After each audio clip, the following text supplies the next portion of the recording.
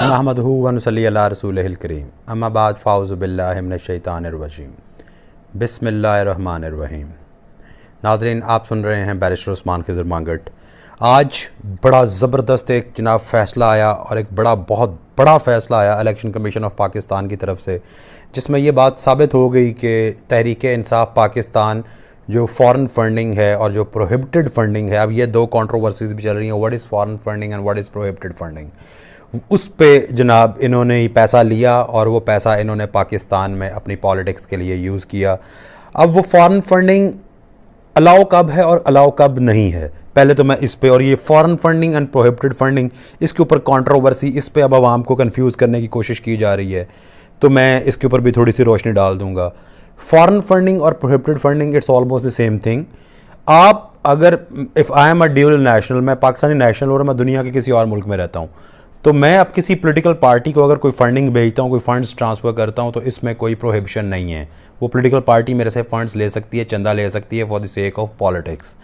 और अगर मैं पाकिस्तानी नेशनल नहीं हूँ, मैं किसी और नेशनैलिटी से बिलोंग करता हूँ, किसी और कंट्री का नेशनल हूँ, तो मैं किसी भी सूरत पाकिस्तान में किसी भी पॉलिटिकल पार्टी को जो है अपना फ़ंड ट्रांसफ़र नहीं कर सकता, फ़ंड नहीं दे सकता जो कि वो पॉलिटिक्स के लिए यूज़ करे या अपनी पॉलिटिकल एक्टिविटीज़ के लिए यूज़ करे। लेकिन आज एक नहीं, दो नहीं, चार नहीं, 10 नहीं, यहाँ पे नंबर्स ऑफ सैकड़ों की तादाद में एक ऐसी ट्रांजैक्शंस की जो हिस्ट्री है वो सामने आ गई, जिसमें इसराइल, अमेरिका, इंडिया और बहुत सारे यूएई, इन ममालिक से जनाब फ़ंड्स आ रहे थे और वो पीटीआई ने वो फ़ंड्स रिसीव किए, और वो जो फ़ंड्स थे वो पाकिस्तानी ड्यूअल नेशनल्स नहीं भेज रहे थे, वो इनफैक्ट उन्हीं कंट्रीज़ के रेजिडेंट्स भेज रहे थे। लाइक अब इंडिया से आया तो इंडियन सिटीजन्स ने भेजा, इसराइल से आया तो इसराइली सिटीजन्स ने भेजा, अमेरिका से आया तो यूएस सिटीजन्स ने भेजा, यूएई से आया तो वहाँ के सिटीजन्स ने भेजा, जो कि इनफैक्ट किसी सूरत में पाकिस्तान तहरीक इंसाफ कबूल नहीं कर सकती थी। अब आगे अवाम को बयानिया जो मर्जी दें, अब जैसे मर्जी जनाब दोनों पार्टियां, दोनों शर्मिंदा, जीतने वाले भी शर्मिंदा फिर रहे हैं, हारने वाले भी शर्मिंदा फिर रहे हैं।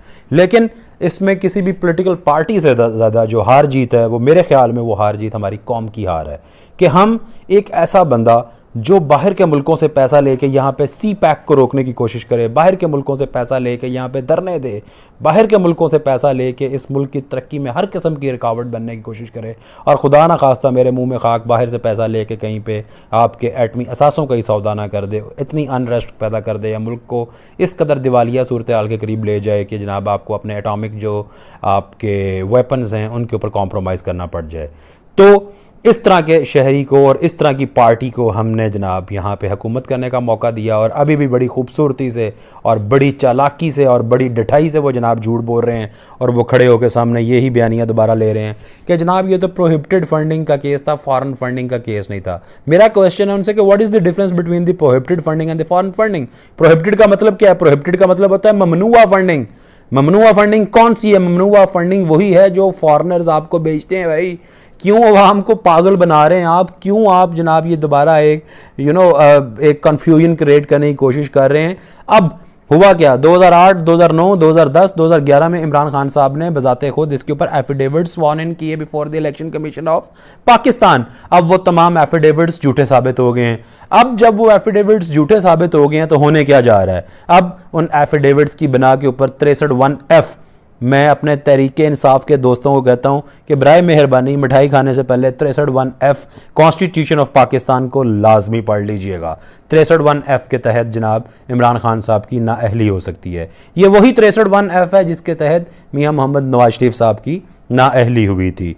अब बात क्या चल रही है? अभी तक ये तमाम इदारे हमारी कौम के एहसासात के साथ खेल रहे हैं और पपेट्स बने हुए हैं इन्हीं जमातों के। हुआ क्या कि पिछले चंद दिनों से पाकिस्तान मुस्लिम लीग कह रही थी कि हमें लेवल प्लेइंग फील्ड चाहिए, लेवल प्लेइंग फील्ड चाहिए।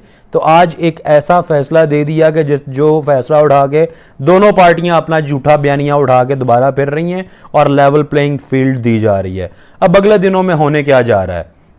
शोकाज नोटिस सर्व कर दिया गया है पाकिस्तान तहरीक इंसाफ को। अगर उस शोकाज नोटिस को जस्टिफाई नहीं कर सकेंगे, उसमें अपने रीजंस को एड्रेस नहीं कर सकेंगे, जो उसमें पॉइंट्स उठाए गए उनको एड्रेस नहीं कर सकेंगे, ये तमाम फंडिंग जनाब जो है, जितनी भी फंडिंग थी ये 2 अरब के करीब बनती है, ये तमाम फंडिंग PTI की जो कॉन्फिस्केट कर ली जाएगी बहक सरकार, उसके बाद 63(1)(f) के तहत इमरान खान साहब की नाअहली होगी। लेकिन मेरी एक अदना सी जो कानूनी समझ बूझ है, मेरे मुताबिक ये जो लेवल प्लेइंग फील्ड की बात हो रही थी, इस लेवल प्लेइंग फील्ड में यहाँ नवाज शरीफ की तरह इमरान खान भी नाअहल हो जाएंगे। यहाँ 63(1)(f) को सुप्रीम कोर्ट दोबारा रीडिफाइन करेगी और इमरान खान के साथ साथ नवाज शरीफ को भी दोबारा मैदान में उतार दिया जाएगा।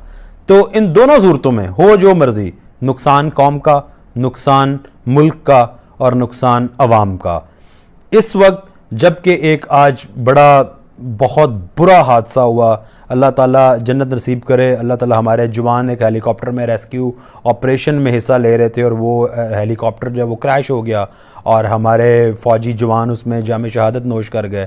जबकि पूरी कौम को और इन तमाम सियासी जमातों को उनकी मग़फ़िरत के लिए उनकी दुआ करनी चाहिए, उन ब्रीव्ड फैमिलीज़ के साथ खड़ा होना चाहिए। लेकिन अनफॉर्चुनेटली एक पार्टी अपना चूरन लेके आ गई और दूसरी पार्टी अपना चूरन लेके आ गई है और अवाम को दोबारा गुमराह करना शुरू कर दिया गया है। इमरान खान साहब की पार्टी कह रही है कि ये हमारे बयानी की जीत है, नून लीग कह रही है ये हमारे बयानी की जीत है। तो मैं जनाब दावत देता हूँ, आएँ लिबर्टी चौक अभी भी उधर है, आज जिसके बयानी की जीत है आएँ ज़रा वहाँ पे आके जश्न मनाएं, पता चल जाएगा किसके बयानी की जीत है। आप दोनों के बयानी की हार है। इसी तरह पाकिस्तान पीपल्स पार्टी और पाकिस्तान मुस्लिम लीग नून के ऊपर भी फॉरेन फंडिंग का केस है, प्रोहिबिटेड फंडिंग का केस है, वो भी सामने आएगा इंशाल्लाह। इस मुल्क में एक जमात ऐसी है जो जमात इन तमाम चीज़ों से पाक है और जिसको वो पंजाबी में कहते हैं यूँ छानना मारा गया और उस छानने में से क्रिस्टल क्लियर जो जमात निकली वो तहरीक लब्बैक पाकिस्तान है। जब हमें जनाब इनको बैन करने की बात की जा रही थी, हमें बैन किया गया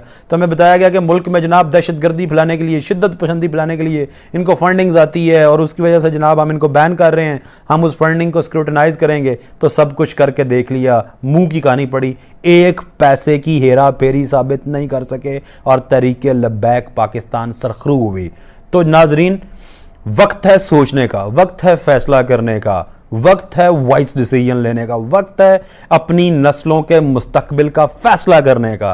क्या आप उस जमात के साथ खड़े होंगे जो पाकिस्तान की तीसरी बड़ी जमात होने के बावजूद एक पैसा उसकी उस पार्ट पे जनाब साबित नहीं हो सका और पूरे पाकिस्तान के इदारे उसकी स्क्रूटनी कर रहे थे, कि आप उन जमातों के साथ खड़े होंगे जो यहूदियों से, अमेरिकन से, इंडियन से और जनाब एमरेट्स से, हर जगह से जनाब पैसा उठा के पाकिस्तान में अफरा तफरी फैलाने के लिए और अपने पोलिटिकल गेन्स के लिए उस पैसे को यूज करेंगे।